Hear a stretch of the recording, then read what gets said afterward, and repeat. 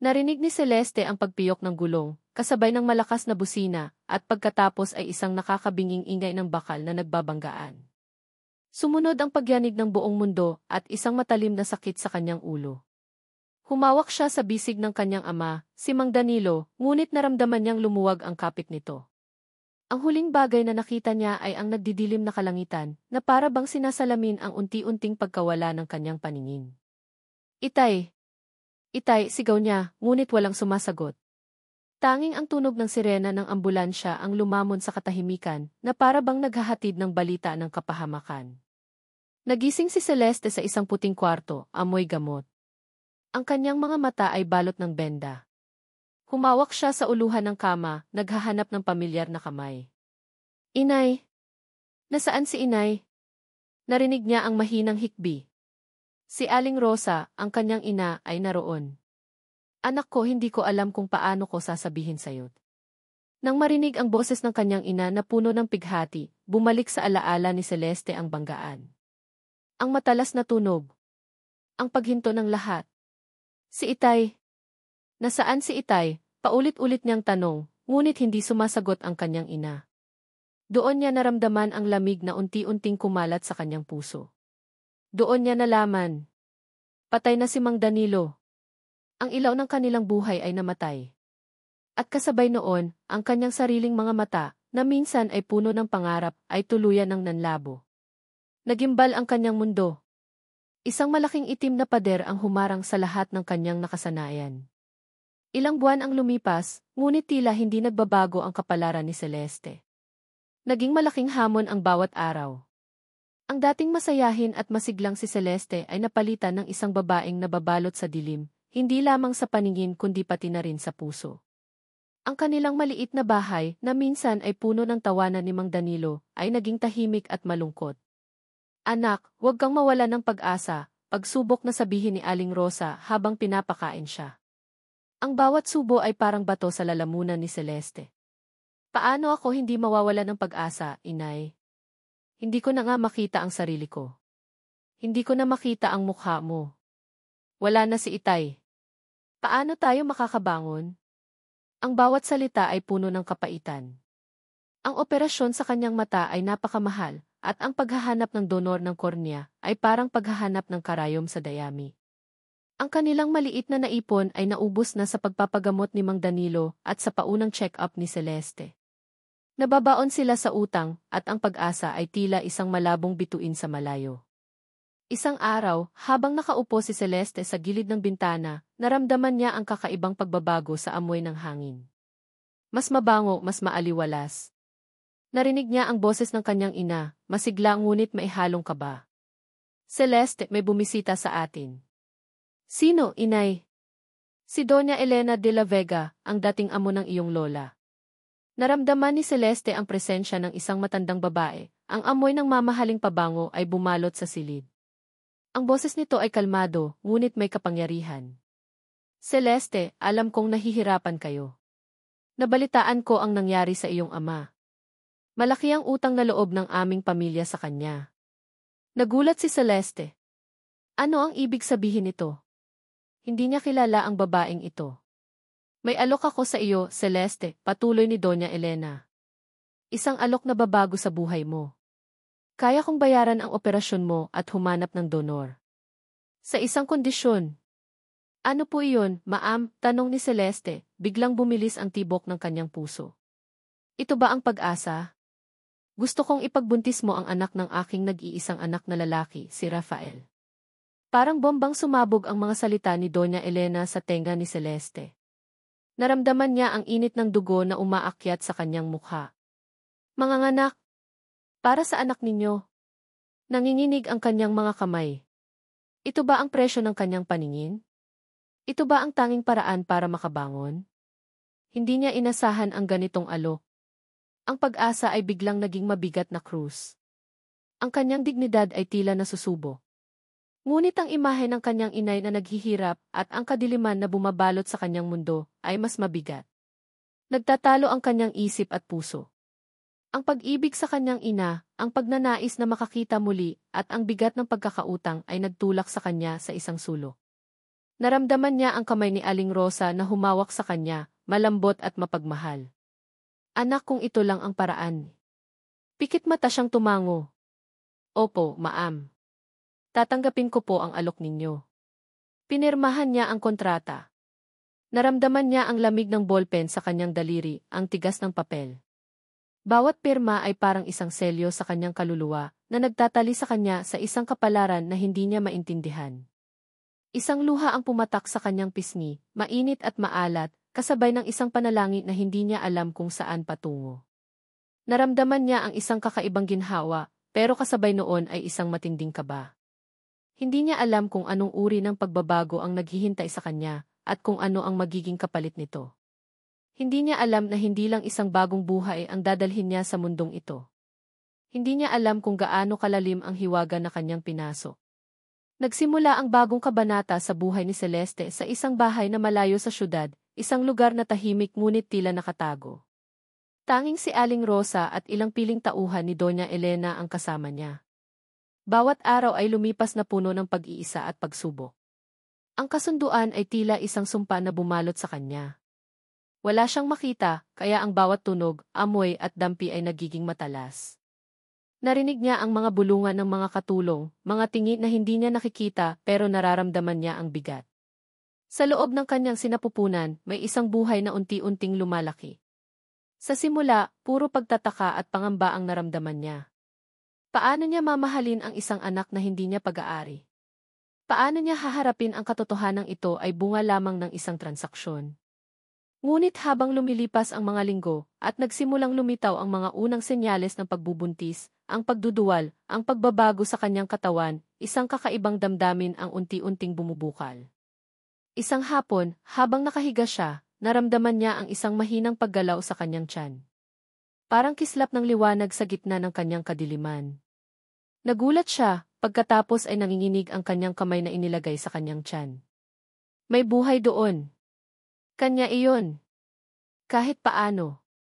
Ang munting paggalaw ay naging paalala na may kailangan siyang protektahan. Ang pangamba ay unti-unting napalitan ng pagtataka at pagkatapos ay ng isang maselan na pagmamahal. Madalas siyang kinakausap ni Aling Rosa. Anak, ang bawat buhay ay biyaya. Huwag kang mag-alala, magiging mabuti ka. Mahal ka ng anak mo. Ang mga salitang iyon ay tila balang na dumadampi sa kanyang puso. Pagsapit ng ika-7 buwan, ang bawat galaw ng sanggol ay malinaw. Ramdam na ramdam niya ang presensya nito, ang munting sipa. Madalas siyang kausapin ang kanyang tiyan, nagkukwento tungkol sa mga pangarap niya para sa ikanila, kahit alam niyang hindi niya sila lubusang makakasama.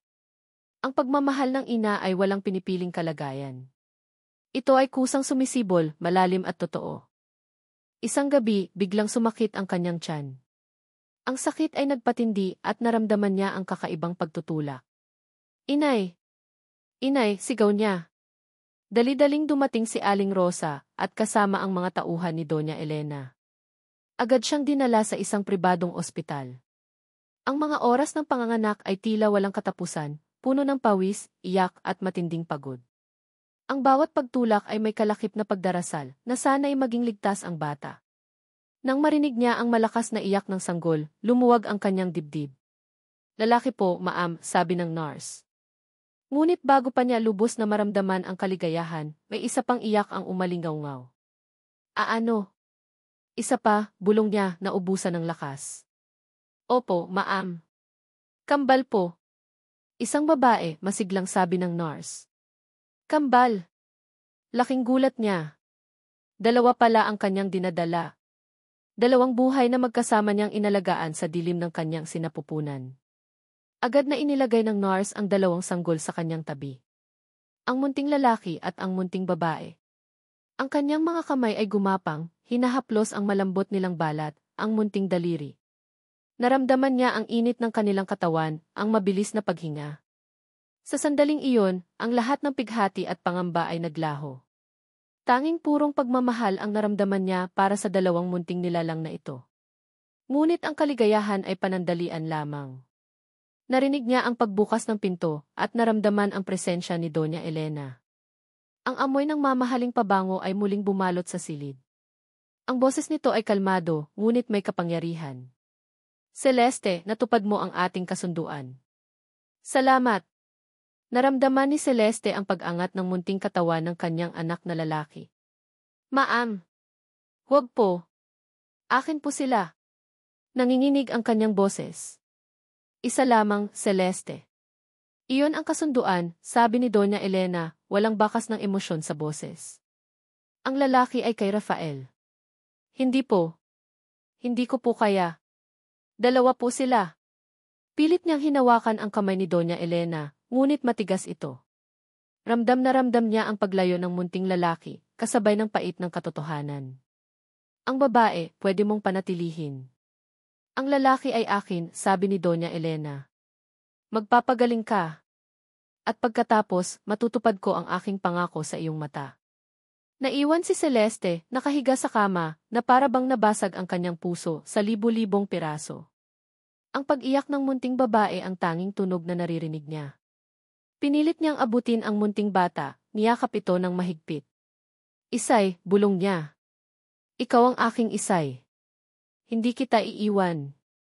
Ang mga luha ay umaago sa kanyang pisngi, mainit at puno ng pighati.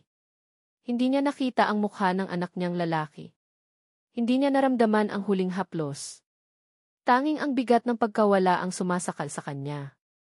Natapos ang panganganak, ngunit nagsimula ang isa pang uri ng pagdurusa. Naroon ang munting Isay sa kanyang tabi, ngunit ang isang bahagi ng kanyang kaluluwa ay kinuha. Nang magising si Celeste makalipas ang ilang araw, naroon na ang benda sa kanyang mga mata, tanda ng pangako ni Doña Elena. Nandoon ang pag-asa ng paningin, ngunit sa puso niya, ang sakit ng paghihiwalay sa kanyang anak na lalaki ay mas matindi pa sa anumang physical pain. Ang bawat tibok ng kanyang puso ay parang tanong, saan ka na, anak ko? Ang araw na inalis ang benda sa mga mata ni Celeste ay parang muling pagsilang. Unti-unting bumalik ang liwanag. Ang mga kulay na matagal nang nawala ay muling nagpakita, mas matingkad, mas makulay. Ang unang bagay na gusto niyang makita ay ang mukha ng kanyang ina. Inay ni. Bulong niya habang dahan-dahang iminumulat ang kanyang mga mata. Naroon si Aling Rosa, ang mukha nito ay puno ng luha ng kaligayahan. Ang mga kulubot sa gilid ng kanyang mga mata, ang ngiti na matagal nang hindi niya nakikita. Niyakap niya ang kanyang ina ng mahigpit, ang mga luha niya ay bumuhos. Ito ang simula ng paghilom. Ngunit ang pinakamahalagang bagay na gusto niyang makita ay ang kanyang anak. Nasaan si Isay, inay?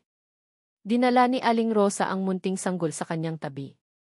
Ang munting mukha ni Isay, ang malalaking mata nito na puno ng pagtataka. Hinaplos niya ang pisngi ng anak, ang malambot na balat. Ang bawat detalye ng mukha ni Isay ay nagbigay sa kanya ng panibagong lakas.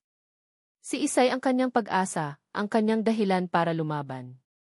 Sa kabila ng kaligayahan sa kanyang bagong paningin, nanatili ang isang butas sa kanyang puso. Ang kanyang anak na lalaki. Ang kambal ni Isay. Sa bawat pagtingin niya kay Isay, naalala niya ang isa pa, ang nawawala. Hindi niya nakita ang mukha nito, ngunit ang alaala ng munting katawan nito sa kanyang bisig ay nanatili. Makakabangon tayo, Isay, bulong niya sa anak habang yakap ito. Para sa'yo at para sa kapatid mo. Sa mga sumunod na taon, ipinagpatuloy ni Celeste ang kanyang buhay ng may bagong sigla. Ang kanyang mga kamay na minsan ay nanginginig sa takot ay naging matatag. Ang kanyang mga mata, na minsan ay balot ng dilim, ay naging matalas sa paghahanap ng mga oportunidad. Ginugol niya ang kanyang oras sa pag-aaral ng fashion design, isang pangarap na matagal nang natabunan ng kanyang mga problema. Nagsimula siya sa isang maliit na espasyo sa kanilang bahay, gumagawa ng mga damit para sa mga kapitbahay. Ang bawat tahi ay may kalakip na pangarap. Ang bawat disenyo ay may kalakip na pag-asa. Sa tulong at suporta ni Aling Rosa, at sa inspirasyon na ibinigay ni Isay, unti-unting lumago ang kanyang maliit na negosyo. Pinangalanan niya itong Kipuso at Tela, Puso, dahil sa pagmamahal na inilalagay niya sa bawat gawa at tela, dahil ito ang kanyang medium. Si Isay ay lumaki na isang masayahin at matalinong bata. Siya ang liwanag sa buhay ni Celeste. Sa bawat pagtawa ni Isay, sa bawat yakap nito, naramdaman ni Celeste na unti-unting naghihilom ang kanyang mga sugat.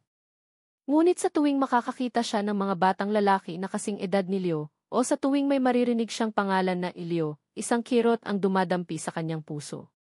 Nasaan na kaya siya? Ano na kaya ang itsura niya? Masaya kaya siya? Naging matagumpay si Celeste. Ang puso at tela ay nakilala sa industriya ng fashion. Ang kanyang mga disenyo ay pinuri dahil sa pagiging kakaiba at sa paggamit ng mga tradisyonal na tela na may modernong twist. Mula sa isang maliit na tindahan, nagkaroon siya ng sariling boutique sa Maynila. Naging isang respetadong pangalan si Celeste Alcantara, isang babaeng bumangon mula sa abo. Isang araw, habang abala siya sa kanyang boutique, dumating ang isang imbitasyon. Ito ay para sa isang prestihiyosong fashion gala sa isang eksklusibong hotel sa Maynila, kung saan magtitipon ang mga pinakamalaking pangalan sa industriya. Isang pagkakataon ito para mas lalong makilala ang puso at tela. Hawak ang imbitasyon, tumingin si Celeste sa salamin. Nakita niya ang isang babaeng matatag, may paninindigan at may sariling pangarap. Ang kanyang mga mata ay nagniningning na sa pag-asa, ngunit sa ilalim nito, naroon pa rin ang bakas ng isang malalim na pighati. Ang kanyang paglalakbay ay hindi pa tapos. Handa ka na ba, inay? Tanong niya kay Aling Rosa. Handa na ako, anak. Laging handa, sagot ni Aling Rosa na may ngiti. Alam ni Celeste na ang pagpunta sa Maynila ay hindi lamang para sa kanyang negosyo. Ito ay isang pagbabalik sa lugar kung saan nagsimula ang lahat ng kanyang pagdurusa. Isang pagharap sa nakaraan. Hindi niya alam na sa pagharap na iyon, makikita niya hindi lamang ang kanyang nakaraan, kundi pati na rin ang kanyang hinaharap. Ang kapalaran ay may sariling paraan ng paglalaro, at ang Maynila ay naghihintay para sa isang muling pagtatagpo na magbabago sa lahat. Sa mata ni Don Rafael de la Vega, ang mundo ay isang malaking chessboard, at siya ang hari. Bawat galaw ay pinag-iisipan, bawat desisyon ay nakabatay sa lohika at estratehiya. Ang kanyang opisina sa tuktok ng De La Vega Tower ay ang kanyang kaharian, at ang mga numero sa financial reports ang kanyang mga sundalo. Ang bawat pagtaas ng kita ay isang tagumpay, at ang bawat pagkabigo ay isang aral. Walang puwang para sa emosyon, lalo na sa mga bagay na may kinalaman sa pag-ibig. Matagal na niyang isinara ang kanyang puso sa ganoong klaseng damdamin. Minsan na siyang naloko, nasaktan at pinagsamantalahan. Ang mga babae, sa kanyang pananaw, ay pawang mga manggagamit, naghahanap ng pera at kapangyarihan. Ang tanging babae na pinagkakatiwalaan niya ay ang kanyang ina, si Doña Elena, at ang tanging pagmamahal na kanyang ipinapakita ay para sa kanyang anak, si Leo. Sir, tapos na po ang meeting sa mga investors, sabi ng kanyang sekretarya, na si Ibeth Reyes. Mabuti, tugon niya, hindi man lang tinitingnan ang babae. Ihanda ang mga papeles para sa susunod na transaksyon. At pakilagay sa aking schedule ang pagbisita ko kay Leo mamaya. Si Leo, ang kanyang anak, ang tanging dahilan kung bakit siya patuloy na nagtatrabaho ng husto. Ang bata ay matalino, tahimik at tila namana ang kanyang pagiging seryoso. Ngunit sa kabila ng lahat ng material na bagay na kaya niyang ibigay, naramdaman ni Rafael na may kulang. Hindi siya ang tipo ng ama na nagbibigay ng yakap at halik. Ang kanyang pagmamahal ay ipinapakita sa pamamagitan ng seguridad at katiyakan. Leo, kumusta ang araw mo sa eskwela? Tanong ni Rafael nang dumating siya sa bahay. Nakaupo si Leo sa sala, nagbabasa ng libro. Okay lang po, Papa, sagot ni Leo, hindi man lang iniaangat ang tingin sa libro. Naramdaman ni Rafael ang isang bahagyang kirot sa kanyang dibdib. Gusto niyang maging mas malapit kay Leo, ngunit hindi niya alam kung paano. Ang kanyang pagkabata ay puno ng mga aral tungkol sa responsibilidad at tungkulin, hindi tungkol sa emosyon. May gaganaping fashion gala bukas, sabi ni Doña Elena, na lumabas mula sa kusina. Dapat kang dumalo. Mahalaga ito para sa imahe ng kumpanya. Tumango si Rafael. Trabaho. Iyon ang kanyang mundo. Kinabukasan, sa prestihiyosong fashion gala, si Rafael ay nakasuot ng isang mamahaling suit, ang kanyang mukha ay walang emosyon. Ang bulwagan ay puno ng mga tao, ang ingay ng pag-uusap at tawanan ay tila isang malaking alingaw sa kanyang tenga. Nakita niya ang mga babaeng nakasuot ng mga mamahaling damit, ang kanilang mga ngiti ay tila huwad. Lahat ay naghahanap ng atensyon, ng koneksyon, ng benepisyo. Naglalakad siya sa gitna ng karamihan, papalapit sa isang grupo ng mga negosyante. Ngunit biglang natigilan ang kanyang mga mata. Sa isang sulok, nakita niya ang isang babae. Nakasuot ito ng isang eleganteng damit na may kakaibang disenyo. Ang kanyang buhok ay nakapusod ng maayos, at ang kanyang mga mata ay nagniningning. May tiwala sa kanyang tindig, ngunit mayroon ding isang uri ng kalungkutan na tila nakatago sa kanyang mga mata. Si Celeste. Hindi niya alam ang pangalan nito, ngunit ang presensya nito ay nakakuha ng kanyang atensyon. Hindi dahil sa ganda nito, kundi dahil sa kakaibang aura nito. Para sa kanya, isa lang itong babae na naghahanap ng koneksyon sa mga mayayaman. "Oh, Rafael, narito ka na pala," sabi ni Tita Beatrice Bia de la Vega, ang kanyang tiyahin, na lumapit sa kanya. Ang kanyang boses ay matamis, ngunit ang kanyang mga mata ay puno ng pagmamasid. Ang daming bagong mukha ngayon. Puro mga social climber, hindi ba? Sinundan ni Rafael ang tingin ni Tita Bea, na nakatuon sa direksyon ni Celeste. "Hindi ko sila kilala," sagot niya, walang interes. "Mabuti na lang at hindi ka nagpapaloko sa kanila," sabi ni Tita Bea, na may ngiti. "Alam mo naman ang mga babae ngayon, gagawin ang lahat para lang makapasok sa mundo natin." Tumango lang si Rafael. Tama si Tita Bea. Iyan ang kanyang paniniwala. Ngunit habang nag-uusap sila, nakita ni Rafael si Celeste na lumapit sa isang batang babae na kasing edad ni Leo. Niyakap niya ang bata ng mahigpit at ang mukha niya ay puno ng pagmamahal. Ang batang babae ay masayang nakayakap sa kanya. Isang kakaibang pakiramdam ang dumampi sa puso ni Rafael. Isang sandali lang iyon, ngunit tila may nag-iba sa kanyang pananaw. Ang pagmamahal sa mata ng babae ay totoo, hindi huwad. Nagpatuloy ang gabi. Habang papalabas si Rafael ng bulwagan, narinig niya ang isang bulungan mula sa isang grupo ng mga tao. "Ang ganda ng mga disenyo ng puso at tela, hindi ba? At ang may-ari, si Celeste Alcantara, ay napakagaling." Bumangon siya mula sa wala. Natigilan si Rafael. Celeste Alcantara. Puso at tela. Ang pangalan ay tila pamilyar, ngunit hindi niya matukoy kung saan niya ito narinig. Isang kakaibang kaba ang naramdaman niya sa kanyang dibdib. May koneksyon ba ang babaeng iyon sa kanyang nakaraan? O isa lang itong katha ng kanyang isip? Ang tanong ay bumalot sa kanyang isip habang papalayo siya. Iniwan ang ingay ng gala at ang misteryo ng pangalang Celeste Alcantara. Hindi inakala ni Celeste na muling magtatagpo ang kanilang landas ni Don Rafael de la Vega. Pagkatapos ng fashion gala, tila naging anino niya ang presensya ng lalaki sa bawat social event at business gathering na kanyang dinadaluhan. Ang kanyang pangalan ay laging nasa hangin, ang kanyang malamig na aura ay nararamdaman kahit sa malayo. At sa bawat pagtatagpo, lalong nagiging matalim ang mga tingin ni Rafael, na tila hinuhusgahan ang bawat galaw niya. Isang gabi, sa isang charity ball, nagkasalubong sila sa gitna ng bulwagan. Hawak ni Celeste ang isang baso ng champagne, ang kanyang ngiti ay pilit. "And Alcantara," bati ni Rafael, ang boses nito ay parang yelo. Walang bakas ng paghanga, tanging pagdududa. "Tila napakabilis ng iyong pag-angat sa industriya. Hindi ba't nakakapagtaka iyon para sa isang bagong pangalan?" Naramdaman ni Celeste ang pag-init ng kanyang pisngi. Ang kanyang mga mata ay matapang na tumingin sa mga mata ni Rafael. "Don Rafael, ang tagumpay ay hindi nasusukat sa bilis, kundi sa sipag at dedikasyon. Hindi ko kailangan ng anumang koneksyon para umangat." Ang kanyang mga salita ay may bahid ng pait, na para bang sinasagot niya ang mga hindi sinasabing akusasyon nito. "Maaaring ganoon nga," sagot ni Rafael na may ngisi. Ngunit sa mundong ito, marami ang handang gawin ang lahat para sa kapangyarihan at kayamanan. Lalo na ang mga babae. Parang sampal ang mga salitang iyon kay Celeste. Ang kanyang tiwala sa sarili ay biglang nabasag. Ang kanyang nakaraan, ang kanyang desisyon na manganganak, ay tila bumalik upang manakot. Ngunit pinilit niyang manatiling matatag. "Hindi ko po alam kung ano ang pinagdadaanan ninyo, Don Rafael, ngunit huwag ninyong isama ang lahat sa inyong mga paghuhusga." Tumalikod si Rafael nang walang paalam, iniwan si Celeste na nakatayo doon, ang puso ay kumikirot.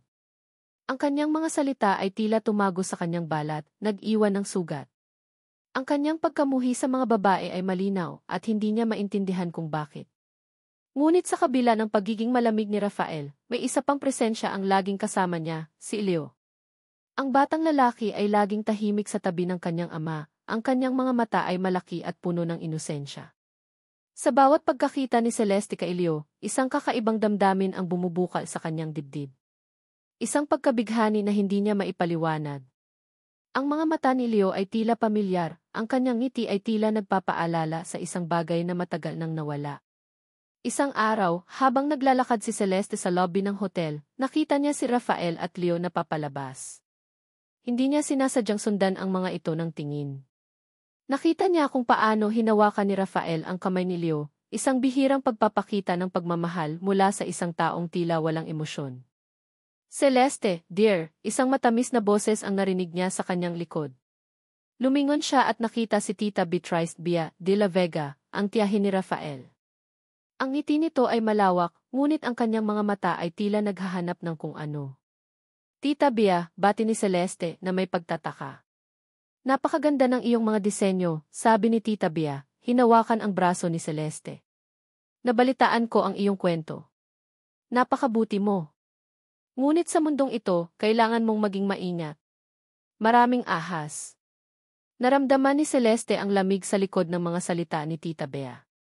Tila may babala, ngunit hindi niya maintindihan. Salamat po sa payo, sagot niya, sinubukan niyang alisin ang kamay ni Tita Bea. Oh, huwag kang mag-alala, sabi ni Tita Bea, na may nakakalokong ngiti. Nandito lang ako para maging kaibigan mo. Lalo na ngayon na tila interesado si Rafael sa'yo. Nagulat si Celeste. Interesado? Si Rafael? Ang lalaking iyon na halos kainin siya ng buhay sa bawat pagtatagpo. Hindi ko po alam ang ibig ninyong sabihin, Tita Bea. Oh, alam mo na iyon, sabi ni Tita Bea, kumindat. Basta, mag-ingat ka lang. Ang pamilya de la Vega ay puno ng mga lihim. Umalis si Tita Bea, iniwan si Celeste na puno ng pagtataka. Lihim? Ano ang ibig sabihin nito? At bakit tila may kakaibang koneksyon si Leo sa kanya? Nang gabing iyon, habang kinakausap niya si Isay bago matulog, hindi niya maiwasang banggitin si Leo. Isay, nakita ko kanina ang isang batang lalaki.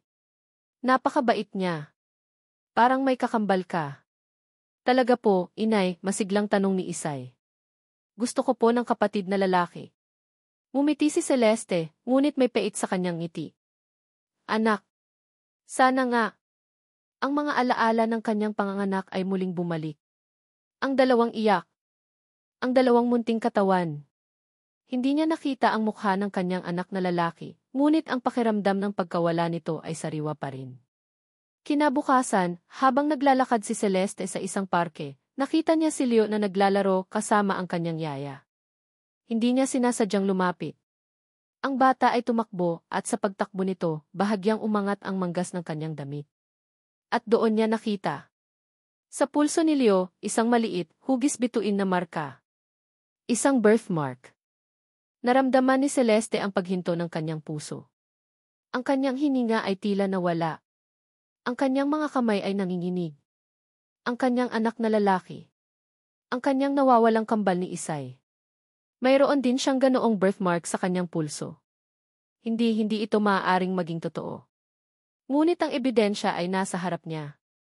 Ang kanyang mga mata ay nanlaki sa pagkabigla, at ang isang malakas na pagkabigla ay bumalot sa kanyang buong katawan. Nanlumo si Celeste habang nakatingin sa birthmark sa pulso ni Leo. Hindi siya makagalaw. Parang tumigil ang pag-ikot ng mundo. Ang markang iyon. Ang parehong marka na nasa pulso ng kanyang anak, ang kambal ni Isay, na sandali lang niyang nahawakan matapos ipanganak. Ang parehong marka na tanging siya at si Aling Rosa lamang ang nakakaalam. Nagmamadali siyang lumayo sa parke, ang kanyang puso ay humahampas ng malakas. Naghalo ang pagkabigla, pag-asa, at matinding takot. Naglakad siya ng mabilis, halos tumakbo, pabalik sa butike. Kailangan niyang kumpirmahin. Kailangan niya ng ebidensya. Nang makauwi, agad niyang hinanap ang isang lumang kahon sa ilalim ng kanyang kama.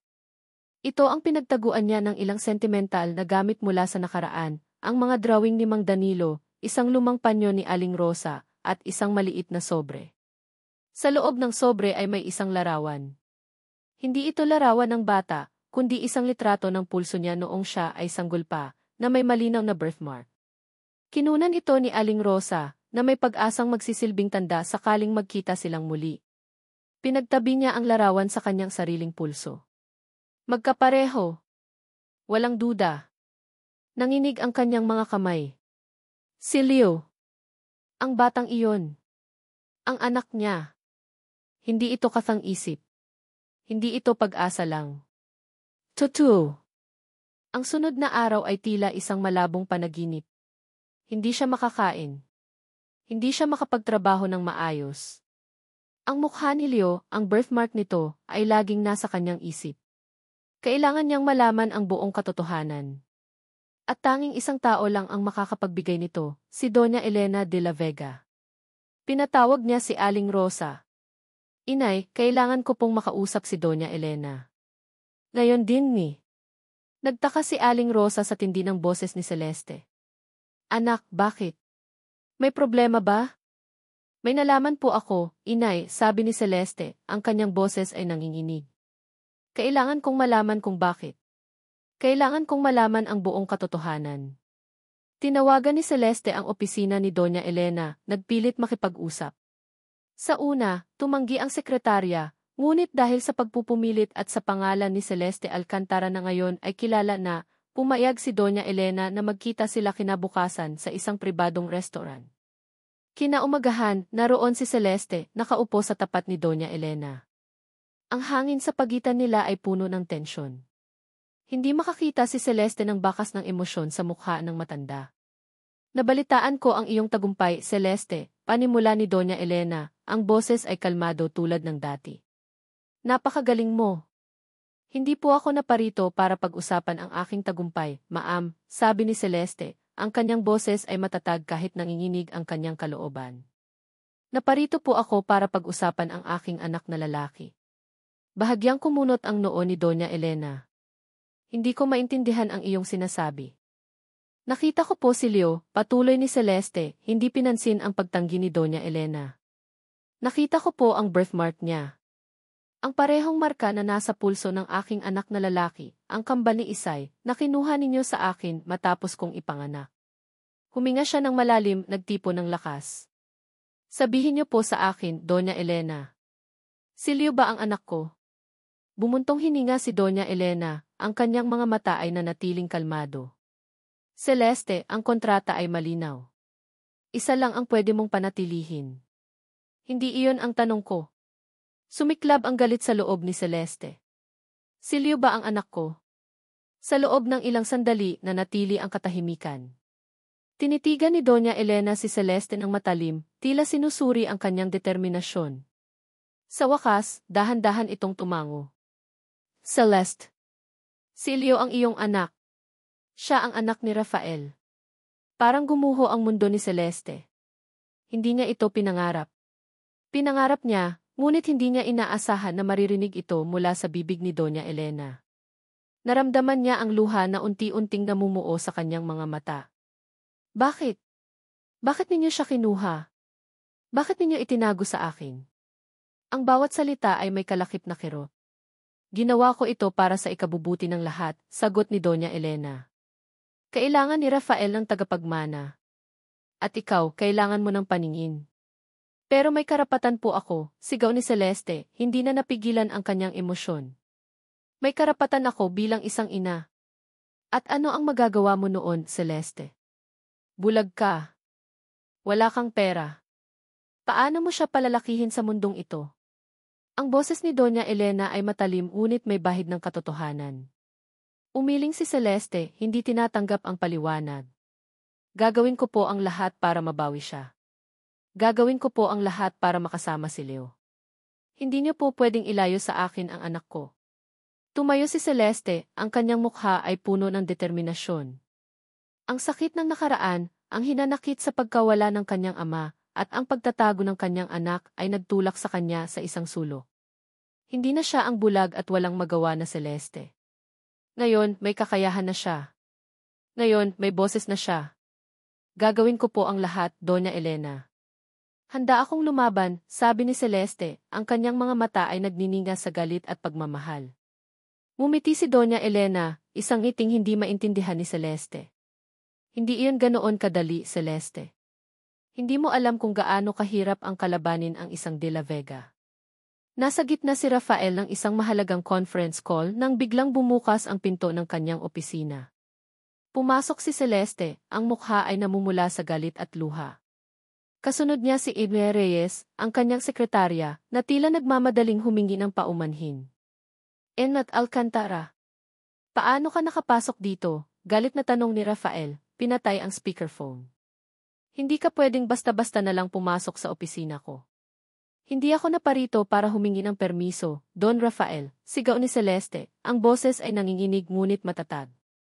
Naparito ako para sa anak ko. Si Leo. Anak ko siya. Para siyang binuhusan ng malamig na tubig. Anak. Si Leo. Naramdaman ni Rafael ang pag-akyat ng dugo sa kanyang ulo. Ano ang sinasabi mo? Anong anak? Sino ka para sabihin iyan? Ako ang ina niya. Ako ang nagluwal sa kanya. May birthmark siya sa pulso, Don Rafael. Ang parehong birthmark na nasa pulso ng kambal ni Isay, ang anak kong kinuha sa akin.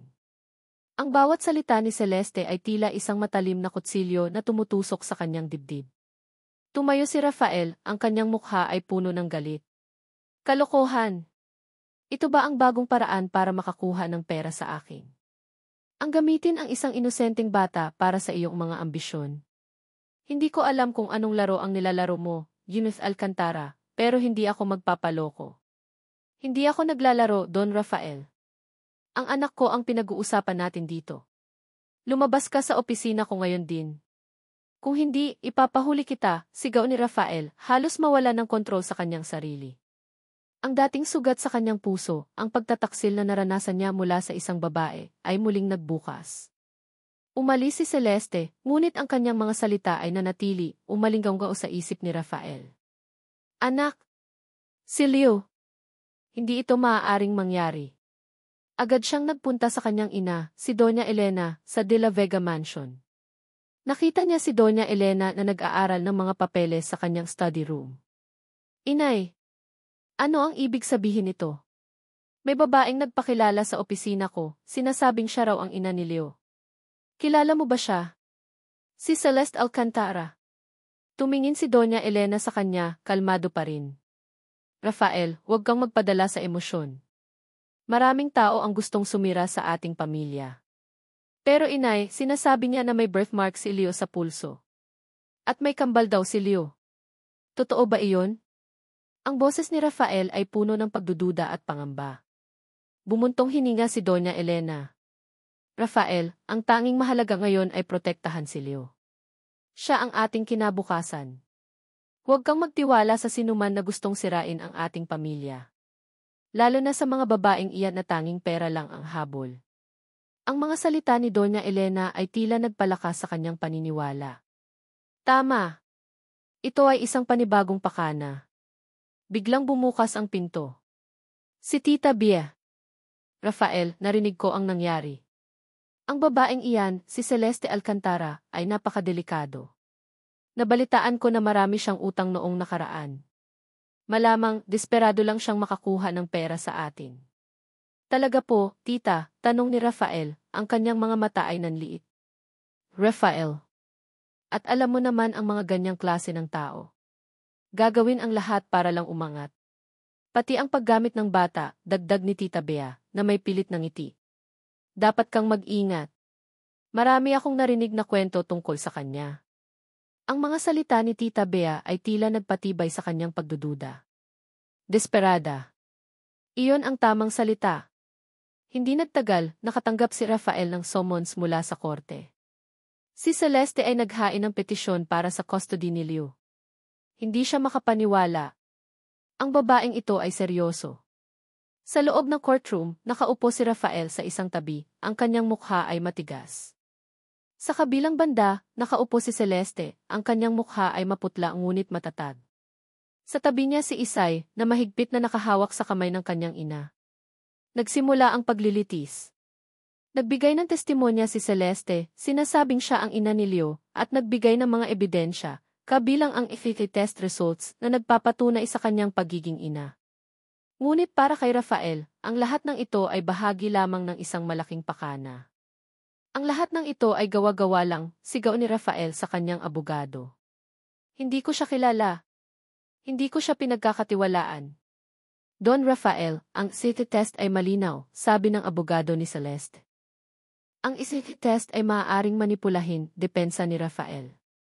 Gagawin ko ang lahat para protektahan ang anak ko. Hindi ko hahayaan na makuha siya ng isang estranghero. Sa gitna ng tensyon, nakita ni Rafael si Leo na nakaupo sa isang upuan, malapit sa kanyang yaya. Ang bata ay tahimik, ang kanyang mga mata ay malaki at puno ng takot. Nakatingin siya sa pagitan ni Celeste at Rafael, tila hindi maintindihan kung ano ang nangyayari. Ang kanyang munting mukha ay nababalot sa kalungkutan. Naramdaman ni Rafael ang kirot sa kanyang dibdib. Ang kanyang anak. Ang kanyang tanging pag-asa. Hindi niya hahayaan na may sinumang makasakit dito. Hindi mo kailanman magiging anak si Leo, sigaw ni Rafael kay Celeste. Ang kanyang boses ay umalinggaw sa buong courtroom. Kailangan kong protektahan ang anak ko sa'yo. Hindi sumuko si Celeste. Sa kabila ng galit at pagtanggi ni Rafael, at sa kabila ng mga banta ni Doña Elena, alam niyang may karapatan siya. May karapatan si Leo sa kanyang ina. Ginamit niya ang bawat pagkakataon upang makalapit sa kanyang anak, kahit pa sa ilalim ng matalim na pagbabantay ng mga tauhan ni Rafael. Madalas siyang pumupunta sa parke kung saan dinadala si Leo ng kanyang yaya. Sa simula, tahimik lang siyang nagmamasid mula sa malayo. Ngunit unti-unti, sinubukan niyang maging mas malapit. Nagdala siya ng mga lobo o minsan ay mga paboritong libro ng mga bata at kunwari ay nagbabasa sa isang malapit na bench. Naramdaman ni Leo ang presensya niya. Ang bata ay palaging nakatingin sa kanya na tila may kakaibang pagkabighani. Isang hapon, habang naglalaro si Leo sa sandbox, nahulog ang kanyang paboritong laruan. Agad na tumakbo si Celeste, kinuha ang laruan at iniabot sa bata. Eto, Leo. Ingatan mo. Nagulat ang yaya, ngunit hindi ito nakapagsalita. Tumingin si Leo sa kanya, ang kanyang mga mata ay malaki at puno ng pagtataka, ngunit mayroon ding isang uri ng tiwala. Salamat po, bulong ng bata. Walang anuman, anak, sabi ni Celeste, at halos mapaiyak siya sa paggamit ng salitang i-anak. Sa mga sumunod na araw, naging mas madalas ang kanilang pagtatagpo. Naging komportable si Leo kay Celeste. Nagkukwento siya tungkol sa kanyang araw, sa kanyang mga laruan. Sa bawat kwento, lalong nadarama ni Celeste ang koneksyon niya sa bata. Nagsimula siyang magtanong tungkol sa pamilya ni Leo, tungkol kay Rafael. Isang araw, habang naghihintay siya sa labas ng eskwelahan ni Leo, narinig niya ang dalawang yaya na nagbubulungan. Kawawa naman si Sir Rafael, sabi ng isa. Alam mo ba, kaya ganyan siya, dahil sa ex-fiance niya noon. Niloko siya, kinuha ang lahat ng pera niya, at iniwan siya. Talaga? Kaya pala ganyan siya sa mga babae, sagot ng isa pa. Ang hirap siguro ng pinagdaanan niya. Naramdaman ni Celeste ang isang bahagyang kirot sa kanyang puso. Hindi niya inakala na may ganoong nakaraan si Rafael. Ang kanyang pagkamuhi sa mga babae ay hindi pala walang dahilan. Ang impormasyong iyon ay tila nagbigay sa kanya ng ibang pananaw kay Rafael, kahit kaunti. Hindi pa rin ito nababago ang katotohanan na inilayo nito ang kanyang anak, ngunit nagbigay ito ng isang silip sa kanyang pagkatao. Samantala, tila lalong nagiging aktibo si Tita Bea. Madalas itong lumilitaw sa mga lugar kung nasaan si Celeste at Leo. Isang beses, habang naglalakad si Celeste at isa-isang mall, biglang may tumulak kay Isay, at muntik na itong mahulog sa escalator. Mabilis na nahawakan ni Celeste ang anak. Nang lumingon siya, nakita niya si Tita Bea na nagmamadaling lumayo na may isang kakaibang ngiti sa kanyang labi. Ayos ka lang, anak, tanong ni Celeste, niyakap si Isay ng mahigpit. Opo, inay, sagot ni Isay, medyo natatakot. Hindi ito aksidente. Alam ni Celeste. Ito ay gawa ni Tita Bea. Ang babaeng ito ay seryoso sa kanyang mga banta. Isang hapon, habang naghihintay si Celeste sa labas ng De La Vega Mansion, may lumapit sa kanyang isang matandang hardinero. Elnut Alcantara, bulong nito, mag-ingat po kayo kay Ms. Bea. Narinig ko po siyang nag-uusap sa telepono, may binabalak po siyang masama kay Leo. May kinalaman po sa isang biyahe. Nagulat si Celeste. Ang hardinero ay tila matagal nang nagtatrabaho sa pamilya De La Vega, at tila may pagmamalasakit ito kay Leo. Alam niya na ito ay isang palihim na tulong mula kay Doña Elena, na tila ayaw nang masira pa ang pamilya. Agad na tinawagan ni Celeste ang kanyang abogado, at nagbigay ng babala sa korte tungkol sa posibleng pagdukot kay Leo. Sa kabila ng pagtanggi ni Rafael, naging mas maingat ang korte.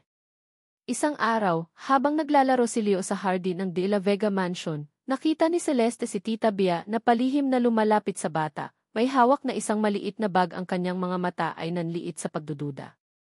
Alam niyang may masamang balak si Tita Bea. Leo, sigaw ni Celeste, tumakbo papalapit. Nagulat si Leo sa biglaang sigaw. Nagulat din si Tita Bea, at nabitawan ang bag. Nakita ni Celeste ang isang pamilyar na gamot sa loob ng bag, isang uri ng pampatulog. Ano ang ginagawa mo, Tita Bea? Galit na tanong ni Celeste. Wala kang pakialam, sigaw ni Tita Bea, at sinubukan niyang itulak si Celeste. Sa gitna ng kaguluhan, nakita ni Leo ang takot sa mukha ni Celeste. Ang bata ay biglang tumakbo, hindi patungo kay Tita Bea, kundi patungo kay Celeste. Niyakap niya ng mahigpit ang binti ni Celeste, ang kanyang munting mukha ay nakasubsob sa damit nito. Mama! Mama, sigaw ni Leo, ang kanyang boses ay puno ng takot. Natigilan si Celeste. Niyakap niya ang bata ng mahigpit, ang kanyang mga mata ay puno ng luha. Narinig niya ang paghinto ng lahat. Narinig niya ang pagkabigla sa boses ni Tita Bea. At sa di kalayuan, narinig niya ang isang boses na pamilyar, Leo. Anong nangyayari dito? Si Rafael. Ang kanyang mukha ay puno ng pagkabigla, nakatitig kay Leo na nakayakap kay Celeste, at sa salitang imama. Nakatayo si Rafael, nakatitig kay Leo na mahigpit na nakayakap kay Celeste. Ang salitang kimama na lumabas sa bibig ng kanyang anak ay umalinggaw sa buong hardin at sa loob ng kanyang isip. Parang isang malakas na sampal na gumising sa kanya mula sa isang mahabang panaginip. Ang kanyang anak, ang kanyang Leo, ay tinawag na mama ang babaeng ito. Ang babaeng matagal na niyang pinaghihinalaan, ang babaeng pilit niyang inilalayo. Naramdaman niya ang pagkabigla ni Tita Bea sa kanyang tabi. Ngunit ang tingin ni Rafael ay nakatuon kay Leo sa pagkabata nito, sa pagiging totoo ng emosyon nito. Ang kanyang puso ay biglang kumirot. Ang lahat ng kanyang pagdududa, ang lahat ng kanyang pagkamuhi sa mga babae, ay tila unti-unting nabubuwag. Leo D. Bulong ni Rafael, lumapit. Ngunit si Leo ay nanatiling nakayakap kay Celeste, tila natatakot na bitawan ito. Ang mga mata ni Celeste ay puno ng luha, nakatitig kay Rafael na maihalong hamon at bighati. Sa sandaling iyon, ang lahat ng kanyang matibay na paniniwala ay nagsimulang magkalamat. Ang kanyang pagiging lohikal ay tila hindi na sapat. May isang bagay na mas malalim, mas totoo, ang nagaganap sa harap niya. Kinabukasan, hindi mapakali si Rafael. Ang mga salita ni Leo ay patuloy na umalinggaw sa kanyang isip. Kailangan niyang malaman ang katotohanan. Hindi na siya makakain. Hindi na siya makatulog.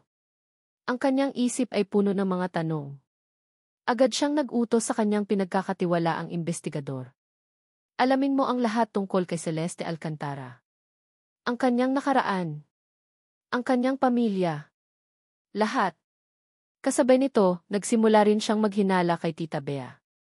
Ang kanyang pagiging masyadong key concern at ang kanyang biglaang paglitaw sa mga lugar kung nasaan si Celeste ay tila may kakaibang pakay. Sinimulan niyang suriin ang mga financial records ng kanyang tiyahin. Hindi nagtagal, bumalik ang investigador na may mga nakakagulat na impormasyon. Nalaman ni Rafael ang tungkol sa malalim na utang ni Tita Bea at ang mga lihim na transaksyon nito na nagpapakita ng kanyang pagiging sakim. Nalaman din niya ang tungkol sa mga maling impormasyon na ibinigay ni Tita Bea sa kanya tungkol kay Celeste. Ang galit ay unti-unting bumubukal sa kanyang dibdib. Pinagsamantalahan siya ni Tita Bea. Minanipula siya. Ngunit ang mas nakakagulat ay ang mga impormasyon tungkol kay Celeste. Ang trahedya ng pagkamatay ni Mang Danilo. Ang pagkawala ng paningin ni Celeste. Ang kanyang pakikipaglaban upang makabangon. Ang kanyang pagtatayo ng puso at tela mula sa wala. Ang bawat detalye ay tila nagbubukas ng kanyang mga mata. Hindi ito isang babaeng naghahanap ng pera. Ito ay isang babaeng lumaban para sa kanyang buhay, para sa kanyang pamilya. Naramdaman ni Rafael ang matinding pagsisisi. Ang lahat ng kanyang masasakit na salita, ang lahat ng kanyang pagdududa. Paano niya nagawa iyon sa isang babaeng nagdusa ng ganoon? Ang kanyang puso, na matagal ng yelo, ay tila unti-unting natutunaw. Naalala niya ang mga sandali na tila may kakaibang ginagawa ang kanyang ina. Ang kanyang pagiging kalmado sa kabila ng mga akusasyon ni Celeste. Ang kanyang mga payo na protektahan si Leo. Ang kanyang mga tingin na tila may alam na hindi niya alam. Inay, may kailangan tayong pag-usapan, sabi ni Rafael nang makita niya si Doña Elena sa kanyang study room. Ano iyon, anak? Tanong ni Doña Elena, kalmado pa rin. Tungkol kay Tita Bea, sabi ni Rafael, ang kanyang boses ay matigas. Alam kong may masama siyang balak. At alam ko rin na sinisiraan niya si Celeste. Bahagyang nagulat si Doña Elena, ngunit agad itong nakabawi. Rafael, alam mo naman na hindi lahat ng tao ay mapagkakatiwalaan. At alam ko rin na hindi lahat ng sinasabi mo ay totoo, inay, sagot ni Rafael, ang kanyang mga mata ay matalim. Bakit hindi mo sinabi sa akin ang buong katotohanan tungkol kay Celeste? Ang kanyang nakaraan, ang kanyang paghihirap. Bumuntong hininga si Doña Elena. Rafael, ginawa ko lang ang sa tingin kong tama para sa iyo at kay Leo. Para sa akin? O para sa iyong sarili, inay? Sa gitna ng kanilang pagtatalo, nakita ni Rafael ang isang lumang kahon sa ilalim ng mesa ni Doña Elena. Isang kakaibang pakiramdam ang nagtulak sa kanya upang kunin ito. Binuksan niya. Sa loob, nakita niya ang isang tumpok ng mga lumang dokumento. At sa ilalim ng tumpok, isang pamilyar na pangalan ang nakasulat sa isang kontrata, Celeste Alcantara. Ang surrogacy contract.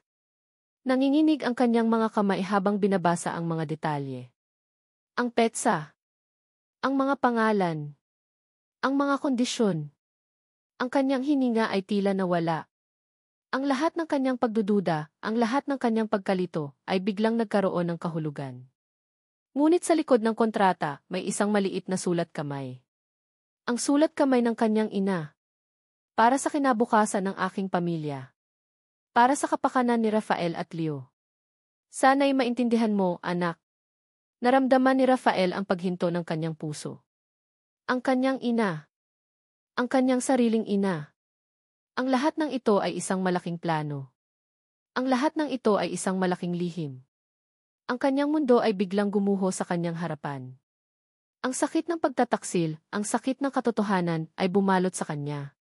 Puno ng pagkabigla at matinding galit ang puso ni Rafael nang makita niya ang kontrata at ang lihim na sulat ng kanyang ina. Ang lahat ng ito ay isang laro, isang malaking plano na siya mismo ang biktima. Ngunit hindi ito ang panahon para sa pagmumuni-muni. Ang tinig ni Leo na tumawag kay Celeste na Mama ay umalinggaw pa rin sa kanyang isip. Habang iniwan ni Rafael ang study room, galit na galit at puno ng pagkalito, nasa hardin si Celeste, mahigpit na nakayakap kay Leo. Ang kanyang puso ay puno ng kagalakan, ngunit may bahid ng pangamba. Alam niyang malapit nang lumitaw ang katotohanan, ngunit hindi niya alam kung ano ang magiging kapalit nito. Biglang narinig niya ang boses ni Tita Bea. Leo! Halika rito, anak. May gusto akong ibigay sa iyo. Ang boses ni Tita Bea ay matamis, ngunit may kakaibang tono. Dahan-dahang binitawan ni Leo si Celeste at akmang lalapit kay Tita Bea. Ngunit nakita ni Celeste ang isang malaking ngiti sa mukha ni Tita Bea na para bang nagtagumpay ito. Naramdaman ni Celeste ang isang malamig na takot na gumapang sa kanyang likod. Nakita niya ang maliit na bote na nakatago sa likod ni Tita Bea. Ang parehong bote na naglalaman ng pampatulog. Leo, wag, sigaw ni Celeste, tumakbo papalapit sa bata. Nagulat si Tita Bea. Sinubukan niyang itago ang bote, ngunit huli na. Anong ginagawa mo rito? Layuan mo ang bata, sigaw ni Tita Bea, at sinubukan niyang hablutin si Leo. Ngunit mabilis si Celeste. Niyakap niya si Leo at itinago sa kanyang likod. Hindi. Hindi mo siya makukuha. Nagsimula ang pagtatalo. Sinubukan ni Tita Bea na itulak si Celeste, ang kanyang mukha ay puno ng pagkamuhi. Kung hindi ka lalayo sa pamilyang ito, Celeste, pagsisisihan mo. Walang sinuman ang makakakuha sa akin ng yaman na dapat ay akin. Ano ang sinasabi mo? Tanong ni Celeste, nagtataka. Akala mo ba si Rafael ang nag-iisang tagapagmana? Ang buong yaman ng De La Vega ay dapat na mapasakin. At si Leo, isang sagabal lang. Kung hindi siya magiging anak ni Rafael, mas maganda. Sumigaw si Tita Bea, ang kanyang mga mata ay nanlilisik. Ang galit at kasakiman ay lumamon sa kanyang buong pagkatao. Sa mga sandaling iyon, parang tumigil ang pag-ikot ng mundo. Narinig ni Celeste ang mga yapak. Si Rafael. Ano ang nangyayari dito? Sigaw ni Rafael. Ang kanyang mukha ay matigas, ang kanyang mga mata ay nanlilisik sa galit. Nakita niya ang pampatulog sa kamay ni Tita Bea, at ang takot sa mukha ni Celeste at Leo. Rafael. Hisa, huwag kang maniwala sa kanya. Sinusubukan niya lang sirain ang pamilya natin, sigaw ni Tita Bea, sinubukan niyang magkunwari. Ngunit huli na. Nakita ni Rafael ang lahat. Narinig niya ang lahat. Ang pagtataksil. Ang kasakiman. Ang kanyang tiyahin, ang kanyang dugo, ang nagtatangkang gumawa ng masama sa kanyang anak. At ang babaeng inakala niyang kaaway ay ang nagpoprotekta kay Leo. Tita Bea, tapos na ang lahat, sabi ni Rafael, ang boses ay kalmado ngunit may pamatay na lamig. Alam ko na ang lahat. Hindi. Hindi totoo. Niloloko ka lang niya, sigaw ni Tita Bea. Ngunit bago pa siya makagawa ng anuman, dumating ang security. Bea de la Vega, ikaw ay inaresto sa salang kidnapping at attempted child endangerment, sabi ng isang pulis. Nanlaban si Tita Bea, nagtatangkang tumakas, ngunit nahuli siya. Habang hinihila siya palayo, sumigaw siya, ang kanyang boses ay puno ng pait at galit. At akala mo ba si Elena ay inosente? Mas malaki ang bahagi niya rito kaysa sa iniisip mo. Siya ang nagplano ng lahat. Siya ang totoong demonyo. Naiwan si Celeste at Rafael, nakatayo sa hardin, ang kanilang mga puso ay puno ng pagkabigla. Si Leo ay mahigpit na nakakapit kay Celeste, tila humahanap ng proteksyon. Ang mga huling salita ni Tita Bea ay umalinggaw sa kanilang isip. Si Doña Elena. Ang kanyang ina. Ang kanyang biyenan. Siya ang mastermind ng lahat ng ito. Naramdaman ni Rafael ang pag-akyat ng dugo sa kanyang ulo. Kung totoo ang sinabi ni Tita Bea, kung ang lahat ng ito ay isang malaking laro na pinlano ng kanyang sariling ina, ano pa ang totoo? Ang lahat ay tila nawasak. Ang lahat ay tila isang malaking kasinungalingan. Sa harap nila, ang katotohanan ay tila isang nakakatakot na bangungot na hindi nila magisingan. Buhat ang nanginginig na si Leo sa mga bisig ni Celeste, nakatayo si Rafael sa gitna ng hardin, tulala. Ang mga huling salita ni Tita Bea ay umalinggaw sa kanyang isipan, mas malaki ang bahagi niya rito kaysa sa iniisip mo. Si Elena. Ang kanyang ina. Ang isip ni Rafael, na sanay sa lohika, ay hindi makapaniwala. Hindi. Hindi ito maaaring totoo. Ngunit ang ebidensya ng kontrata at ang paghaharap nila kanina ay nagtulak sa kanya sa gilid ng pagkabaliw. Magpaliwanag ka, inay, ang boses ni Rafael ay puno ng galit na hindi niya kailanman narinig sa kanyang sarili. Nakatayo si Doña Elena sa pintuan ng mansyon, ang kanyang mukha ay kalmado, ngunit may bakas na matinding pagod at lungkot. Para siyang salamin na naglalaman ng libu-libong lihim at ngayon nagsisimula ng mabasag. Niyaya niya sila sa sala, ang hangin ay puno ng tensyon na halos hindi na mahinga. Iupo mo si Leo sa tabi mo, Celeste, mahinang sabi ni Doña Elena. Inupo ni Celeste si Leo na mahigpit pa ring nakakapit sa kanya. Ang mga mata ni Celeste ay puno ng pagtataka at pagdududa, nakatitig kay Doña Elena. Rafael, Celeste. Marahil, ito na ang panahon para malaman ninyo ang buong katotohanan, panimula ni Doña Elena. Ang boses niya ay nanginginig, hindi tulad ng kanyang nakasanayang matatag na tinig. Alam kong galit kayo sa akin. Alam kong marami kayong tanong. At karapatan ninyong malaman. Tumayo si Doña Elena at naglakad patungo sa isang lumang kabinet. Kinuha niya ang isang kahon na gawa sa kahoy at dahan-dahang binuksan. Sa loob, naroon ang isang pares ng salamin sa mata, luma na at may kaunting alikabok. Ngunit sa likod ng salamin may isang piraso ng papel. Celeste, sabi ni Doña Elena, lumapit sa kanya. Naaalala mo ba ang araw na nagkaroon ka ng bagong paningin? Tumango si Celeste, hindi maintindihan ang patutunguhan ng usapan. Ang kornea galing ito sa isang donor. Hindi ba't sinabi ko sa'yo noon na isang taong hindi mo kilala ang nagbigay? Naramdaman ni Celeste ang pagbilis ng tibok ng kanyang puso. Dahan-dahang inilahad ni Doña Elena ang papel. Ito ay isang donor's form at ang pangalan ng donor ay nakasulat doon. Elena de la Vega. Napasigaw si Celeste. Ikaw. Ikaw ang nagbigay ng kornea sa akin. Ang kanyang mga mata ay nanlaki sa matinding pagkabigla. Ang kanyang paningin, ang kanyang liwanag, ay galing sa babaeng nagkuha ng kanyang anak. Ang isang bahagi ng kanyang kaluluwa ay kinuha, ngunit ang isang bahagi ng kanyang katawan ay ibinigay. Inay, sigaw ni Rafael na nagulat din sa revelasyon. Anong ibig sabihin nito? Naupo si Doña Elena, tila nang hihina. Simulan natin sa simula. Mahal na mahal ko si Rafael. Matapos siyang saktan ng nakaraan, naging malamig siya. Alam kong kailangan niya ng pamilya, isang tunay na pamilya na hindi lang nakabatay sa pera. Nakita ko ang pagmamahal mo sa iyong ama, Celeste. Ang iyong dedikasyon. Ang iyong pagiging purong puso. At nakita ko rin ang pagkakapareho ninyo ni Rafael, sa kabila ng lahat. Alam kong kayo ang tama para sa isa't isa, para makabuo ng isang buo at masayang pamilya para kay Leo. Ngunit bakit? Bakit ninyo itinago ang lahat? Bakit ninyo ako niloko? Tanong ni Celeste, ang kanyang boses ay puno ng pighati. Dahil alam kong hindi kayo magkakaisa kung malalaman ninyo ang katotohanan sa simula pa lang, paliwanag ni Doña Elena, tumutulo ang luha. Hindi ka papayag, Celeste, na ipagkatiwala ang anak mo sa isang estranghero. At Rafael, hindi ka kailanman magtitiwala sa isang babaeng hindi mo kilala, lalo na't galing sa isang kasunduan. Kailangan kong gumawa ng isang sitwasyon kung saan kayo ay magtatagpo. Isang sitwasyon kung saan si Leo mismo ang magiging tulay ninyo. Ang paghihirap ni Celeste, ang pagnanais ni Rafael ng isang anak. Ginawa ko ang lahat. Manipulasyon kung tawagin. Ngunit para sa inyong ikabubuti. Ang kornea ko. Alam kong ito ang huling regalo na kaya kong ibigay, upang makita mo ang liwanag at upang makabangon ka. Dahil alam kong kapag nakabangon ka, magiging malakas ka. At kapag naging malakas ka, lalaban ka para kay Leo. At iyon ang gusto ko. Ang makita kang lumaban para sa kanya, dahil iyon ang magpapatunay na karapat-dapat ka. Lumapit si Rafael sa kanyang ina. Inay. Ibig sabihin, ang lahat ng ito ang lahat ng sakit pinlano mo.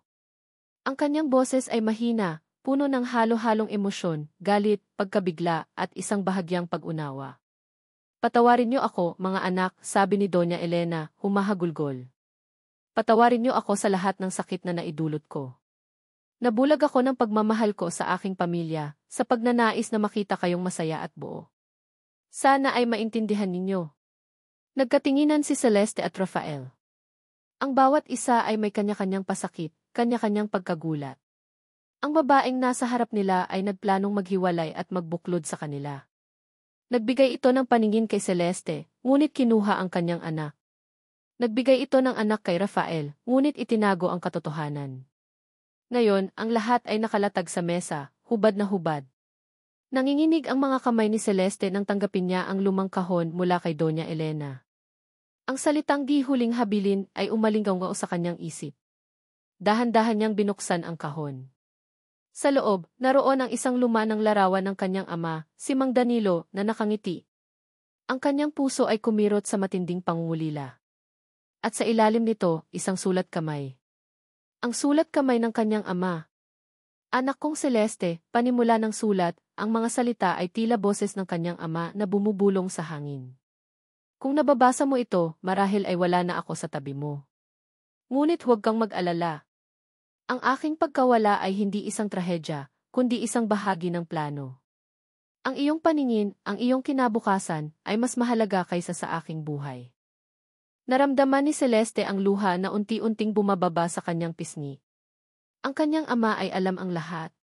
Si Doña Elena de la Vega, matagal na kaming magkakilala. Siya ang aking matalik na kaibigan at ang aking pinagkakatiwalaan. Nang mangyari ang aksidente, alam kong wala na akong pag-asa. Ngunit nakita ko ang takot sa iyong mga mata, ang pagkawala ng iyong liwanag. Humingi ako ng tulong kay Elena. Ipinangako niya sa akin na aalagaan ka niya at ibabalik ang iyong paningin. Sa isang kondisyon na kailangan mong maging malakas. Na kailangan mong lumaban.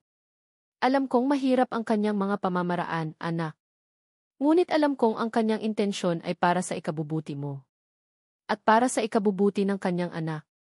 Ang aking buhay ay nagwakas, ngunit ang iyong buhay ay magsisimula. Hindi ko pinagsisisihan ang aking naging desisyon.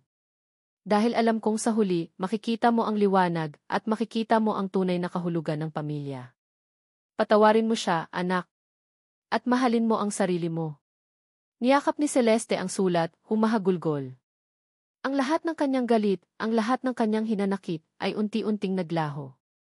Ang kanyang ama ay hindi nagalit. Ang kanyang ama ay nagtiwala. Ang kanyang ama ay nagplano para sa kanyang kinabukasan. Tumingin siya kay Doña Elena, ang kanyang mga mata ay puno ng luha, ngunit mayroon ng pag-unawa.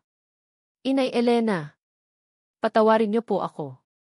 Hindi ko po naintindihan. Lumapit si Doña Elena, niyakap si Celeste ng mahigpit. Patawad din, Celeste. Patawad sa lahat ng sakit na naidulot ko. Mahal na mahal ko kayong lahat. Sa sandaling iyon, ang mga pader sa pagitan nila ay gumuho. Ang kanilang relasyon, na binuo sa kasinungalingan at lihim, ay unti-unting naghihilom sa pamamagitan ng pagpapatawad at pag-unawa. Nang gabing iyon, nag-usap ng masinsinan si Celeste at Rafael. Naupo sila sa terrace habang natutulog na si Isay at Leo sa kanilang mga silid. Patawad, Celeste, panimula ni Rafael, ang kanyang boses ay malambot. Patawad sa lahat ng aking pagdududa. Sa lahat ng aking masasakit na salita. Nabulag ako ng aking nakaraan at ng aking pagkamuhi sa mga babae. Naiintindihan ko, Rafael, sagot ni Celeste, hinawakan ang kamay nito.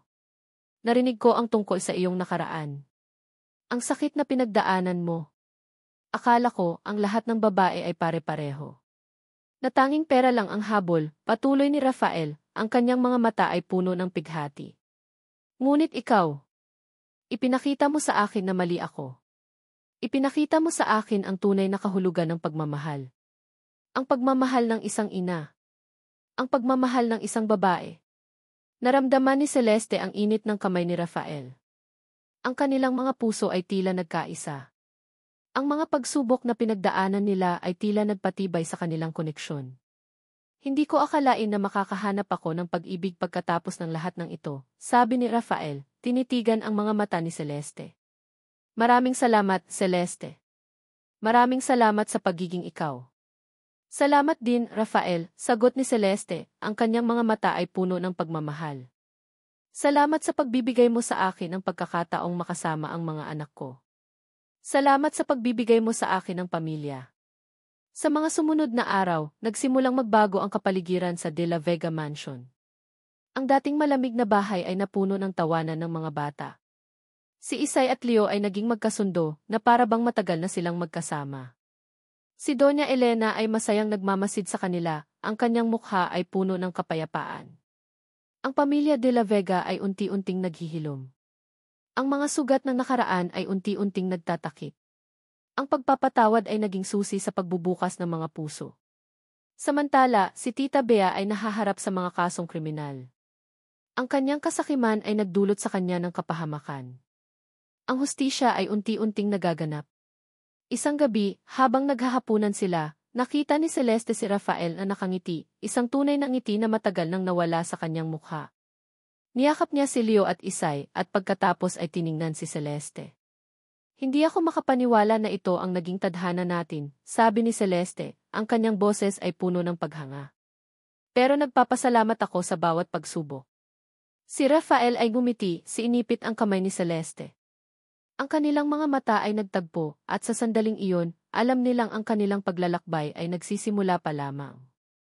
Naramdaman ni Rafael ang isang kakaibang kaba habang hawak niya ang maliit na kahon sa kanyang bulsa. Ang kanyang mga kamay na sanay sa paghawak ng mga kontrata at paggawa ng milyon-milyong desisyon ay nanginginig. Hindi ito tungkol sa negosyo. Ito ay tungkol sa kanyang puso. Pagkatapos ng lahat ng pagsubok, pagkatapos ng lahat ng lihim na nabunyag, ang kanilang pamilya ay unti-unting naghihilom. Si Leo at Isay ay naging magkalaro, ang kanilang mga tawanan ay nagpuno sa mansyon. Si Doña Elena ay masaya na, ang kanyang mga mata ay puno ng pagmamahal tuwing nakikita niya ang kanyang mga apo. Ngunit may isang bagay pa na kailangan niyang gawin. Isang gabi, habang naghahapunan sila sa hardin, sa ilalim ng mga bituin, nakita ni Rafael ang pagkakataon. Si Celeste ay nakaupo sa tabi niya, ang kanyang mukha ay nagniningning sa liwanag ng mga ilaw. Celeste, panimula ni Rafael, ang kanyang boses ay bahagyang nanginginig. Tumingin si Celeste sa kanya, ang kanyang mga mata ay puno ng pagtataka. Alam kong marami tayong pinagdaanan, patuloy ni Rafael, dahan-dahang inilabas ang kahon. Maraming sakit. Maraming pagdududa. Ngunit sa bawat pagsubok, lalo kong nakita kung gaano kakahalaga sa akin. Kung gaano kakahalaga sa aming pamilya. Lumuhod si Rafael sa harap ni Celeste, ang kanyang puso ay humahampas ng malakas. Celeste Alcantara, bibigyan mo ba ako ng karangalang maging asawa mo?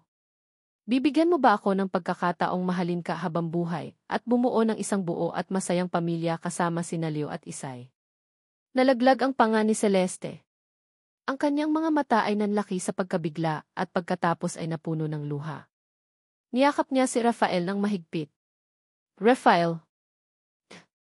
Narinig niya ang masiglang palakpakan at sigawan ni na Isay at Leo. Magpapakasal si Papa at Mama, sigaw ni Isay. Niyakap ni Rafael si Celeste, ang kanyang puso ay puno ng kagalakan na hindi niya kailanman naramdaman. Ang kanyang mga mata ay nagtagpo sa mga mata ni Doña Elena, na nakangiti, ang kanyang mga mata ay puno ng luha ng kaligayahan. Sa wakas, ang kanyang plano ay natupad. Hindi nagtagal, naganap ang kasal ni na Rafael at Celeste. Ito ay isang simple ngunit eleganteng seremonya na dinaluhan ng kanilang mga mahal sa buhay. Si Celeste ay nakasuot ng isang simpleng puting gown na dinisenyo niya mismo na nagpapakita ng kanyang pagiging simple ngunit elegante. Si Rafael ay nakasuot ng isang klasikong suit, ang kanyang mukha ay puno ng ngiti na bihira niyang ipakita noon. Sa hirap at ginhawa, sa sakit at kalusugan, sa tuwa at lungkot, mamahalin kita habang buhay, ang mga salita ni Rafael ay puno ng katapatan habang isinusuot niya ang singsing sa daliri ni Celeste. Ikaw ang aking liwanag, Rafael. Ikaw ang aking pamilya, sagot ni Celeste, ang kanyang boses ay nanginginig sa emosyon. Pagkatapos ng kasal, nagsimula ang kanilang bagong buhay bilang isang pamilya. Ang De La Vega Mansion, na minsan ay tila isang malamig at malaking bahay, ay napuno ng init at pagmamahal. Si Rafael, ang dating malamig at malayo, ay naging isang mapagmahal na ama at asawa. Madalas siyang nakikitang naglalaro kay Leo at Isay sa hardin, o nagbabasa ng mga kwento sa kanila bago matulog. Isang gabi, habang nakahiga si Rafael sa tabi ni Celeste, niyakap niya ito ng mahigpit. Hindi ko akalain na ganito pala ang pakiramdam ng magkaroon ng isang tunay na pamilya, bulong niya. Salamat sa iyo, Celeste. Binigyan mo ako ng buhay. Binigyan mo rin ako ng buhay, Rafael, sagot ni Celeste, hinalikan ang pisngi nito. Binigyan mo ako ng pag-asa. Binigyan mo ako ng pamilya. Ang kanilang mga araw ay puno ng mga simpleng kaligayahan. Ang pagluluto ni Celeste ng mga paboritong pagkain ni Rafael. Ang pagtulong ni Rafael kay Celeste sa kanyang negosyo. Ang pagtawa ni Leo at Isay habang naglalaro sila. Ang pagbabasa ni Doña Elena ng mga kwento sa mga bata. Ang lahat ay tila isang perpektong larawan ng kaligayahan. Ang kanilang pagmamahalan ay naging matatag na binuo sa pagpapatawad, pag-unawa at pagtanggap sa bawat isa. Ang mga sugat ng nakaraan ay unti-unting naghihilom at ang kanilang mga puso ay puno ng pag-asa para sa kinabukasan. Lumipas ang mga taon na tila mga dahon na tinangay ng hangin, ngunit ang pag-ibig sa pamilya de la Vega ay nanatiling matatag, mas matibay kaysa kailanman. Si Isay at Leo ay lumaki na magkasama, hindi lamang bilang kambal kundi bilang matalik na magkaibigan. Ang kanilang mga tawanan ay patuloy na nagpuno sa mansyon na minsan ay tila malungkot at tahimik. Kuya Leo, bilisan mo. Mahuhuli na tayo sa klase, sigaw ni Isay, na ngayon ay isang dalagita na, ang kanyang mga mata ay nagniningning sa sigla, na tila namana ang pagiging masigla ni Celeste. Sandali lang, Isay. Ang dami mong libro, sagot ni Leo, na ngayon ay isang binata na, ang kanyang mukha ay may bakas ng seryosong pag-iisip ni Rafael, ngunit mayroon ding ngiti na nagpapakita ng kanyang pagiging malambot. Ang dalawa ay laging magkasama, nagtutulungan sa kanilang mga aralin, naglalaro at nagbabahagi ng kanilang mga pangarap. Ang kanilang koneksyon ay malalim at alam nila ang kanilang kasaysayan, ang kanilang kakaibang simula. Hindi ito naging hadlang, kundi isang pundasyon ng kanilang pagmamahalan bilang magkapatid. Si Celeste, na ngayon ay tinatawag ng Madame Celeste sa industriya ng fashion, ay patuloy na umunlad.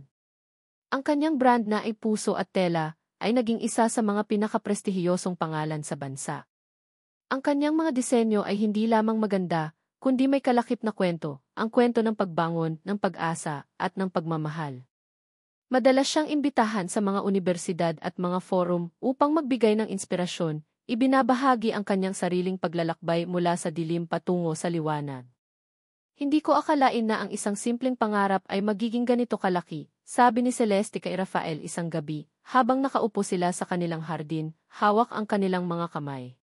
Dahil ang puso mo ang nagtulak sa'yo, Celeste, sagot ni Rafael, hinalikan ang kanyang noo.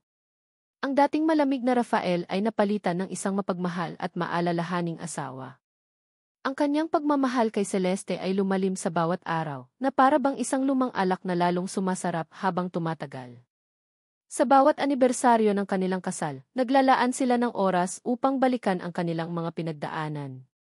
Ang mga sakit, ang mga lihim, ang mga pagdududa, lahat ay naging bahagi ng kanilang kwento, bahagi ng kanilang pagmamahalan.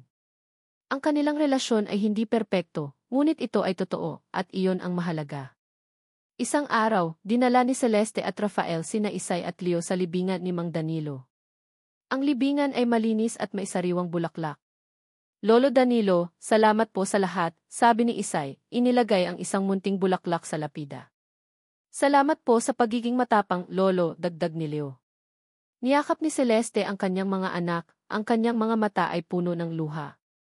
Salamat, Itay. Salamat sa lahat. Alam niyang ang kanyang ama ay nagmamasid sa kanila mula sa itaas, masaya sa nakita niya. Si Doña Elena, na ngayon ay medyo may edad na, ay masayang nagmamasid sa kanyang pamilya. Ang kanyang mga mata ay puno ng kapayapaan. Ang kanyang plano, na minsan ay tila kontrobersyal, ay nagbunga ng isang masaya at buong pamilya. Ang kanyang mga apo ay lumaki na puno ng pagmamahal, at ang kanyang anak ay natagpuan ang tunay na kaligayahan. Wala na siyang mahihiling pa. Sa isang huling sandali, nagkatinginan si Celeste at Rafael. Ang kanilang mga mata ay nagtagpo, puno ng pagmamahal, pag-unawa at pag-asa. Ang kanilang kwento ay hindi lamang tungkol sa pag-ibig, kundi tungkol sa pagpapatawad, paghilom, at ang walang hanggang kapangyarihan ng pamilya. Ang kanilang mga yapak ay nag-iwan ng marka sa buhangin ng panahon, isang patunay na ang pag-ibig ay laging nagtatagumpay, kahit sa gitna ng pinakamadilim na pagsubok. Sa malawak na tapestry ng buhay, may mga hibla na tila nagkakahiwalay, nawawala sa dilim, at tila walang patutunguhan. Ngunit sa bawat hibla, may nakatagong disenyo, isang plano na mas malaki kaysa sa ating nakikita. Ito ang kwento ni na Celeste at Rafael, dalawang kaluluwa na pinaghiwalay ng trahedya, pinagtagpo ng isang lihim, at pinagbuklod ng isang pag-ibig na lumaban sa lahat ng pagsubok. Si Celeste, na minsan ay nababalot sa kadiliman, hindi lamang sa paningin kundi pati na rin sa puso, ay natuto kung paano bumangon. Ang kanyang pagkawala ng paningin ay naging daan upang mas makita niya ang halaga ng mga bagay na hindi nakikita ng mata, ang pagmamahal ng kanyang ina, ang inosensya ng kanyang mga anak, at ang lakas ng kanyang kalooban. Ang kanyang pagiging ina, na minsan ay pinaghiwalay ng isang kontrata, ay naging pundasyon ng kanyang pagbangon. Ang kanyang mga kamay, na minsan ay nanginginig sa takot, ay naging matatag sa paggawa ng mga disenyo na nagbibigay inspirasyon sa marami. Siya ay naging isang patunay na ang tunay na liwanag ay hindi nagmumula sa panlabas na mundo, kundi sa loob ng puso. Si Rafael, ang lalaking nababalot sa lamig ng nakaraan, ay natuto ring magtiwala at magmahal muli. Ang kanyang mga sugat, na minsan ay nagdulot sa kanya ng pagkamuhi sa mga babae, ay unti-unting naghilom sa init ng pagmamahal ni Celeste. Si Leo, ang anak na inakala niyang tanging tagapagmana lamang, ay naging tulay sa isang pag-ibig na hindi niya kailanman inakala na matatagpuan. Mula sa pagiging isang malamig na negosyante, siya ay naging isang mapagmahal na asawa at ama, na nagpapakita na ang tunay na kayamanan ay hindi nasusukat sa pera, kundi sa pamilya. At si Doña Elena, ang babaeng gumawa ng mga desisyon na tila kontrobersyal, ay sa huli ay nakahanap ng kapayapaan. Ang kanyang pagmamahal sa kanyang pamilya, kahit na sa pamamagitan ng mga pamamaraang puno ng lihim, ay nagbunga ng isang masaya at buong pamilya. Ang kanyang mga mata, na minsan ay puno ng pagpaplano, ay napalitan ng mga luha ng kaligayahan habang nakikita niya ang kanyang mga anak at apo na nagkakaisa. Ang bawat pagsubok, bawat luha, bawat lihim ay naging bahagi ng isang mas malaking kwento. Ang kwento ng pagpapatawad. Ang pagpapatawad sa nakaraan, sa mga pagkakamali at sa mga taong nagdulot ng sakit. Dahil sa pagpapatawad, nagkaroon ng paghilom. At sa paghilom, nagkaroon ng pag-ibig. Ang kwento ni na Celeste at Rafael ay isang paalala na ang tadhana ay hindi laging diretsyo. Minsan, kailangan nating dumaan sa mga liko at baluktot na daan, sa mga dilim at liwanag, upang matagpuan ang ating tunay na patutunguhan. Ang kanilang mga puso, na minsan ay tila malayo sa isa't isa, ay pinagbuklod ng isang hindi nakikitang hibla ng pag-ibig, na pinatibay ng mga pagsubok at pinalakas ng pagpapatawad.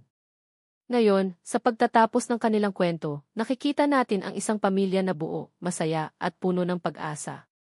Si Celeste, Rafael, Isay, at Leo, kasama si Doña Elena, ay isang patunay na ang pag-ibig ay may kakayahang pagalingin ang lahat ng sugat, at ang pamilya ay ang pinakamalaking kayamanan na maaaring makamit ng isang tao. Ang kanilang kwento ay magsisilbing inspirasyon, isang paalala na sa bawat puso, mayroong isang liwanag na naghihintay na matuklasan, at sa bawat pagsubok, mayroong isang pagkakataon para sa isang bagong simula. At dito nagtatapos ang kwento ni na Celeste at Rafael. Maraming salamat sa inyong paglalakbay kasama namin sa bawat kabanata, sa bawat pahina, at sa bawat emosyon. Bilang inyong manunulat, malalim ang aking pasasalamat sa bawat sandali ng inyong oras na iginugol sa pagbabasa at pagdanas ng kwentong ito. Ang pagsusulat ng puso at tela ay naging isang personal na paglalakbay para sa akin. May mga sandali ng kagalakan habang lumalabas ang mga salita, may mga sandali ng pagdududa, at may mga sandali ng matinding emosyon habang dinaranas ko ang bawat hirap at tagumpay ni na Celeste at Rafael. Mula sa pinakamadilim na bahagi ng trahedya hanggang sa pinakamaliwanag na bahagi ng pag-ibig, sinubukan kong ibahagi ang bawat tibok ng kanilang puso, ang bawat lihim, at ang bawat pagpapatawad. Naway ang kwentong ito ay nag-iwan ng marka sa inyong mga puso. Naway na ipakita nito sa inyo ang walang hanggang kapangyarihan ng pag-ibig, na kaya nitong lampasan ang lahat ng pagsubok, pagalingin ang lahat ng sugat, at pagbuklurin ang mga kaluluwang tila pinaghiwalay ng tadhana. Sana, naramdaman din ninyo ang halaga ng pagpapatawad, hindi lamang sa iba kundi maging sa sarili. At higit sa lahat, sana ay nagbigay ito sa inyo ng pag-asa, na sa kabila ng anumang dilim, mayroong laging liwanag na naghihintay na matuklasan, at mayroong laging pagkakataon para sa isang bagong simula. Maraming salamat muli sa inyong suporta at pagmamahal. Kung mayroon kayong mga katanungan, o kung nais ninyong ibahagi ang inyong mga saloobin at damdamin tungkol sa kwento, huwag mag-atubiling makipag-ugnayan. Ang inyong mga komento ay napakahalaga sa akin. Hanggang sa muli nating pagkikita sa susunod na kwento.